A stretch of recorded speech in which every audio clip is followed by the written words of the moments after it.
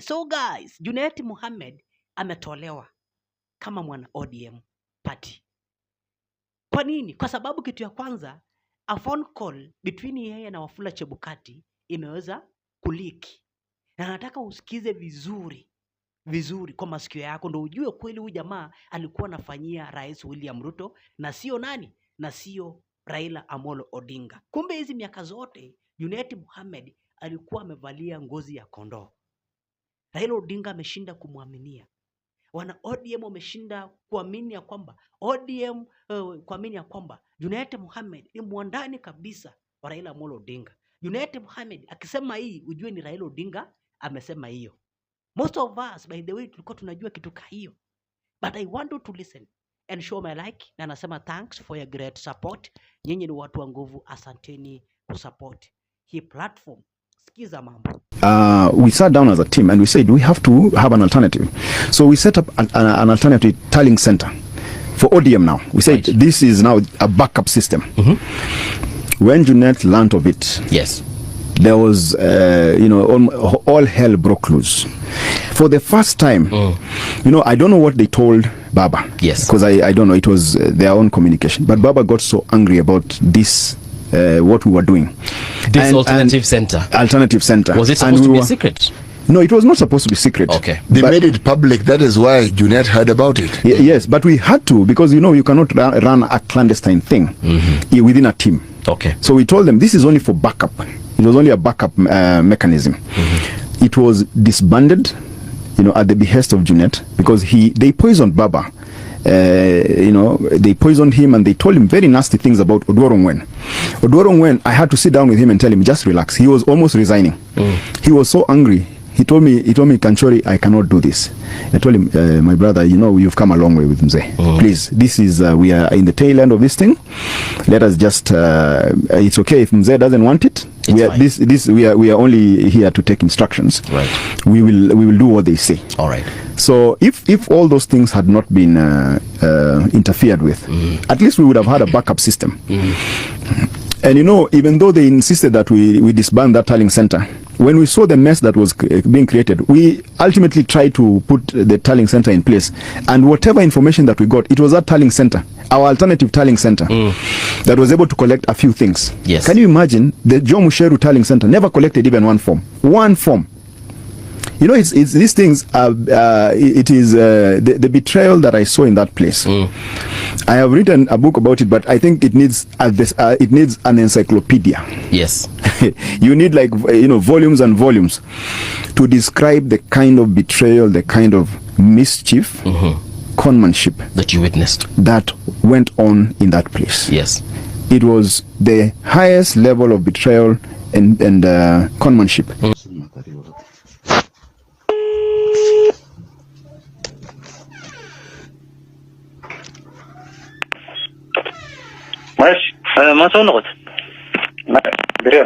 What time? Morning. Good. But now, there's a high-level meeting you asked me about. I want to organize it tomorrow. Okay. At 6. 6 is too early. No, 6 in the evening. Oh, that's fine. The mechanic is Chebukati. Yes. Good. Chebukati, Yadiga, Igulia. Molu. Molu, I mean. That's... No, let him come back. Oh. Chebukati, Yadiga, Molu is the CEO. Okay. The 4 of you. Who are the other attendees? The other one, Hanui, Kimani, Kanukul Mane, Nkolalki. Kasanwi, Mitka, or Highland, or Yerba. The Kinotia. My, Mitka and Kalo, Kisi. Ninki Kalo, what do you say? Okay. So that's fine. And Kadal Narenta, the Mad Ninki on the Soba, Kimani, Meshimani, Kakusha in a week. Thank you, Wayna. We will discuss this matter. We have to come up with a solution. There's a problem there. We need to sort it out. Okay. If Mama Ida had not intervened yesterday, the spirit of Raila is haunting those who betrayed him. Is betrayed in death. Has gone. And this spirit of Baba, let me tell you, will determine the outcome of who becomes a leader in the areas that he was strong in and who does not. I don't want to go away from what you have asked me, but yesterday's happening reminded me of a similar thing that happened at Kireresho when I was having our Jubilee officer dictic. It got to a point where I picked the phone and called the former head of state, Uhuru. Told him, where we are today, if you do not show up in person, it is the head of this party, and this country will never be the same again. I do not know why I say the country will never be the same again. Now I understand why those words came to my lips. If Mama Aida had not intervened yesterday, and I have not talked to anybody, but this is my experience. If she had not intervened yesterday and stopped the shenanigans within ODM, this country would be very different today. Why? Why? It was going to be the real beginning of the end of ODM. Kicking out Sifuna from ODM is splitting that party into pieces. And you do not need anybody to take you through that class. Now, Sifuna has managed, and he did it when Baba was alive, and he's continued with the same, to capture the imagination of a sizable followers of ODM. Those who agreed with Baba when he went and joined the broad-based government, and those who disagreed with him. And Baba was careful, even during his last days, to make sure that he never lost the party and lost his followers. It was a very delicate dance, and he did it well. Sifuna now is the voice of that other side that never went to broad-based. And I don't want to get into that issue, because I remember there was one time that we were seated, and this was at what we call the command center. And I'll say very true about it. But that is where the former head of the former prime minister came. There was a meeting in Mombasa, and came, and the person who was trying to brief us of the outcome of that meeting was Junet and Macau.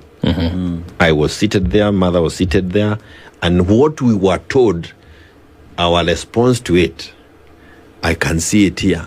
If they want us to give the details later, you will see the kind of betrayal and where it started and how it has been worked out, and who have been even leading Baba the wrong way, if there was a long way.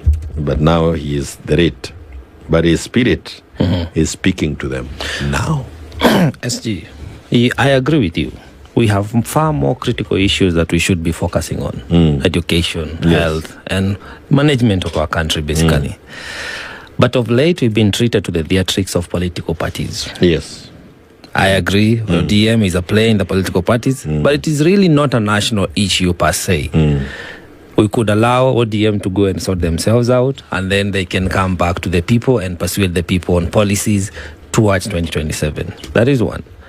Two, we find ourselves in 2026, which in my opinion, I think is a year for us to consolidate. It's a defining year. Yes. So that we can approach now 2027 with much more sanity. And the question I'm struggling to get an answer to is the strength of our political parties and political party structures. Because one, ODM is disintegrating because the structures are not holding. Jubilee has had its own turbulence. And you see also members of Jubilee, like somebody was asking me over the Christmas holidays, why is it that Jubilee has not recalled the members, especially the nominated members, who are sitting in parliament and in breach, in a manner of speaking, of the Jubilee party principles? Yes. I would like to hear your opinion about that. But far beyond that is that how do we begin to consolidate our political parties to organize? Because a government must be formed in 2027 according to our constitution. Can we walk away from the theatrics of political parties, focus on the key issues, and start having an issue-based conversation? Then we can mobilize around those ideologies. I want to step back and say, it is also not possible for us not to discuss the happenings within political parties. Because those issues I've talked about, and we can talk about many more issues, including the health issues. Look at what your headline was yesterday. Yes. I'm sure you have not forgotten. Leagued system. You cannot fail to also talk about the parties. Because these parties are the ones that are going to play a key role next year. And it is the outcome of that game that will actually determine whether we address the issues that we are raising now, or we continue down the same, going south as a country. So, while it is a sad thing, we still must talk about the healthiness or how healthy are we as political parties. And today, and perhaps unlike when I was here last time, I come a little different because we, as a party, I can say we are out of the ICU, we are out of HDU, we are now out of the wards. We are able to move around and sell our party as it is. We have our party Jubilee out of the courts. We have a new constitution. We have our presidential candidate. We are now moving to the people. That those we have had our NDC, our next, all those things are functioning. Do we have the time? We have to work harder because the time is not as it's not the manner the way we would have wanted it. We have to work much, much harder. But this also it reminds me that one of the things Raila used to say is, in Azimio, we are as strong as the individual political parties.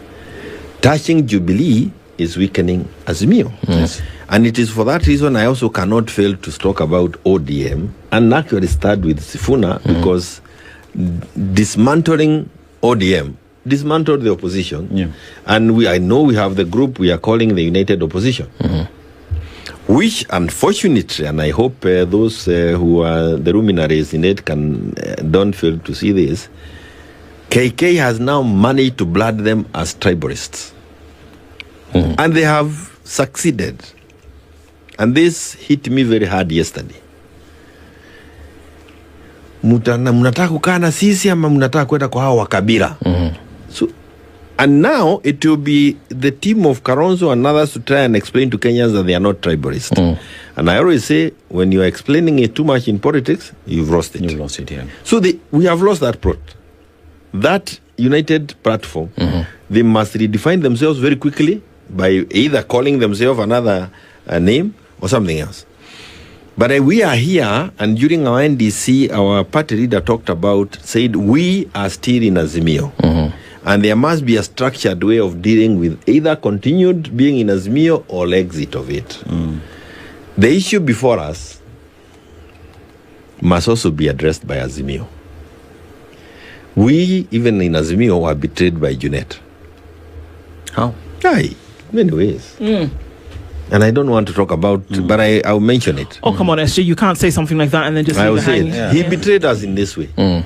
One is that even when we were doing the Azimio demonstrations, he was never part of it. Never part of it. Number two, when we were fighting for the position of majority in parliament, he was never part of it. When we finally delivered the judgment which was given to us, and I was the only person going to that court. When we finally delivered the judgment of us being declared the majority, he worked with Wetangula to defeat that judgment. Today he sits in as the minority and he is speaking on behalf of the majority. Can you imagine that level of betrayal?